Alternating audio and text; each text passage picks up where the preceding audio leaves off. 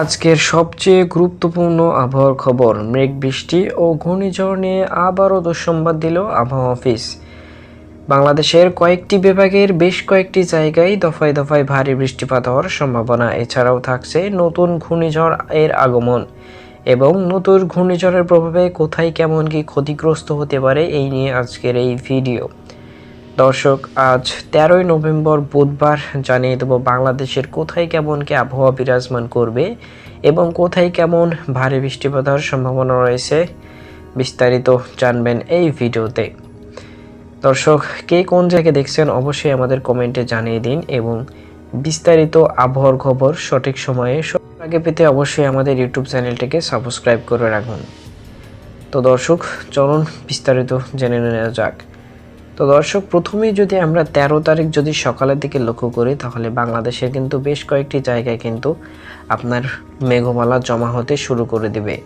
এখানে বিশেষ করে রংপুর বিভাগের কয়েকটি জায়গায় যে হাদুরবাদ, চৌরাজিবপুর সহ যে নীলফামারী যে জেলাটি রয়েছে, এটার আশেপাশে কিন্তু আপনার ভারী থেকে অতি ভারী মেঘমালা 13 তারিখ থেকেই জমা হয়ে যাবে। অর্থাৎ বলা যায় যে রংপুর বিভাগের কয়েকটি জায়গায় কিন্তু হালকা মাঝারি ভালোই বৃষ্টিপাত হওয়ার সম্ভাবনা রয়েছে। এছাড়াও এদিকে যে সিরাজগঞ্জ বা সরিষাবাড়ির অঞ্চলের আশেপাশে যে বগুড়া জেলা রয়েছে, এদিকটাও কিন্তু ভালো মেঘমালা জমা হয়ে যাবে 13 তারিখ সকাল থেকেই। এছাড়াও সিলেট বিভাগের বেশ কয়েক জায়গায় কিন্তু আপনার হালকা মাঝারি মেঘমালা জমা হবে।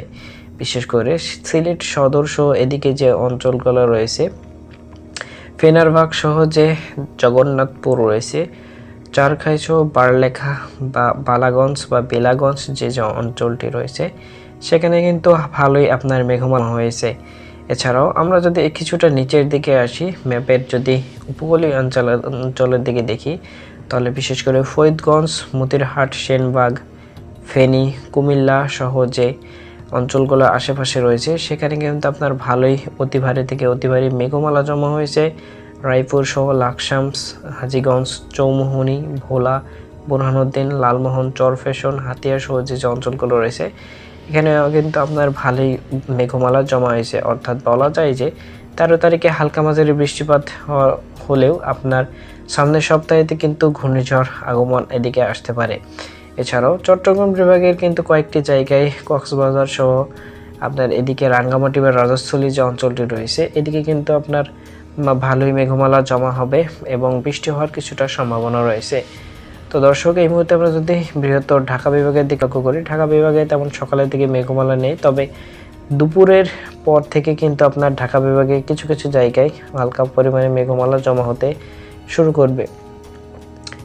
এছাড়াও যদি আমরা বরিশাল বিভাগে লক্ষ্য করি, সব থেকে বেশি মেঘমালা কিন্তু জমা হবে বরিশাল বিভাগে। বিশেষ করে বরিশাল বিভাগের যে অঞ্চলগুলো রয়েছে, বরিশালের আপনার ভোলা জেলার কথা তো বললাম, বরিশাল সদর সহ এদিকে ঝালকাঠি সহ যে রাজাপুর রয়েছে, দুমকি রয়েছে, বাউফল, পটুয়াখালী, এদিকে 10 মিনার সহ যে অঞ্চলগুলো রয়েছে, বরগুনা সহ যে কুয়াকাটা অঞ্চলটি রয়েছে, কলাপাড়া, পাথরঘাটা সহ যে অঞ্চলগুলো রয়েছে, সেখানে কিন্তু ভারী থেকে অতি ভারী মেঘমালা জমা হবে এবং ভারী বৃষ্টিপাত হওয়ার সম্ভাবনা রয়েছে।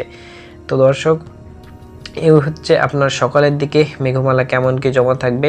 আর অতি ভারী বৃষ্টিপাত হওয়ার সম্ভাবনা এবং ভারী বৃষ্টিপাত যে হওয়ার সম্ভাবনাটি আমরা আবহাওয়া পূর্বাভাস থেকে জেনেছি, সেটা আপনার আগামী সপ্তাহের সোমবার থেকে, অর্থাৎ ভারী বৃষ্টিপাত ও ঘূর্ণিঝড় আঘাত হওয়ার সঠিক সম্ভাবনা এটি করেছে আবহাওয়া অফিস আগামী সপ্তাহের সোমবার থেকে।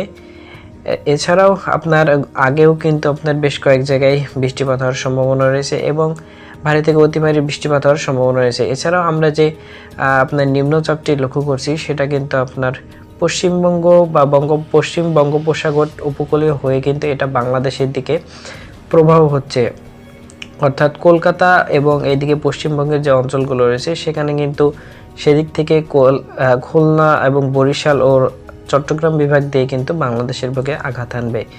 তো এই মুহূর্তে দেখতে পাচ্ছেন যে আমরা যদি এই মোড়ে দেখি, তাহলে কিন্তু আপনার এই যে খুলনা বিভাগের বেশ কয়েকটি জায়গায়, বিশেষ করে এদিকে যে শ্যামনগর, সাতক্ষীরা, শ্রীকান্তপুর, মংলা, বাগেরহাট, খুলনা, টুঙ্গিপাড়া, অভয়নগর, যশোর, নড়াইল, গোপীনাথপুর, মাদারীপুর, মকসেদপুর সহ শিবচর, মাগুরা, কচাঁদপুর রয়েছে, ঝিনাইদহ, কুষ্টিয়া যে অঞ্চলগুলো রয়েছে এবং রাজশাহী বিভাগের যে অঞ্চলগুলো রয়েছে সেখানে কিন্তু আপনার ভালো মেঘমালা জমা হওয়ার সম্ভাবনা রয়েছে। এখানে আকস্মিক মেঘ কিংবা আকাশ পরিষ্কারও থাকতে পারে, তবে এই যে নিম্নচাপটি আপনার আসছে, মেঘমালাটি পশ্চিমবঙ্গ বা ভারত পশ্চিম বঙ্গোপসাগর থেকে যেটি আগমন করছে সেটি কিন্তু বাংলাদেশের বুকে আঘাত হানতে পারে।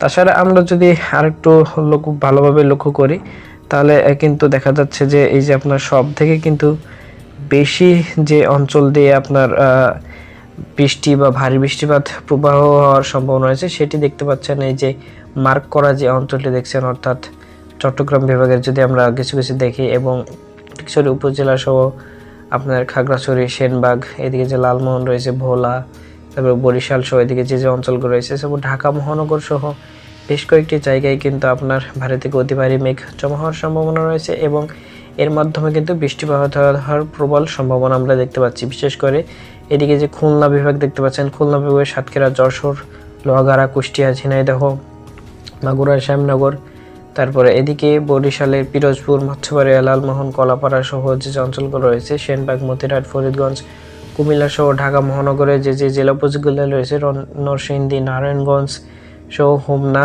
ধামরাই সহ দোহার, নাগারপুর সহ কাপাসিয়া এবং ঢাকা মহানগরের থেকে আপনার মেঘমালা জমা হওয়ার সম্ভাবনা রয়েছে।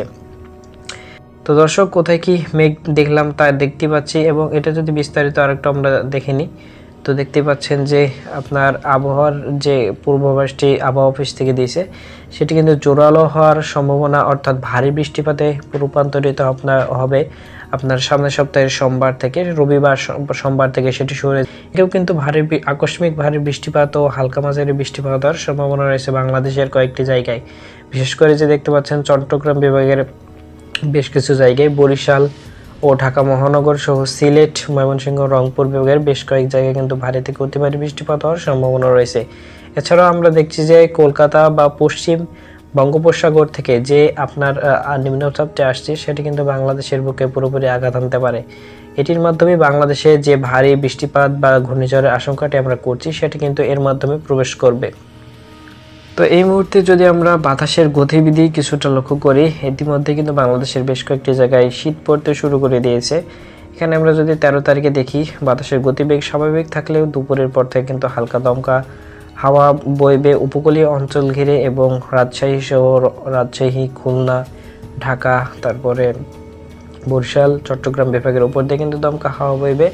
এছাড়াও আপনার 13 তারিখ রাতের দিকে কিন্তু এটা আপনার কিছুটা স্থগিত বা স্থির হয়ে যাবে। তারপরে আবার যদি 14 তারিখ আমরা দুপুরের দিকে দেখি, এটি কিন্তু শক্তিশালী মাত্রায় আপনার কিছুটা ধারণ করবে। এরপরে আপনার 15 তারিখ কিংবা তারপরে কিন্তু এটি আবারও স্বাভাবিক রূপে ফিরে আসবে। এরপরে যদি আমরা রবিবার থেকে দেখি, তখন কিন্তু আপনার এটি বেশি জোরালো হওয়ার সম্ভাবনা আমরা কিন্তু আবহাওয়া পূর্বাভাস থেকে কিছুটা লক্ষ্য করেছি। তো দর্শক, এই ছিল আজকের আবহাওয়ার খবর। বিস্তারিত আবহাওয়ার খবর পেতে অবশ্যই আমাদের চ্যানেলটি সাবস্ক্রাইব করবেন। ভিডিও ভালো লাগলে অবশ্যই লাইক করবেন। ধন্যবাদ।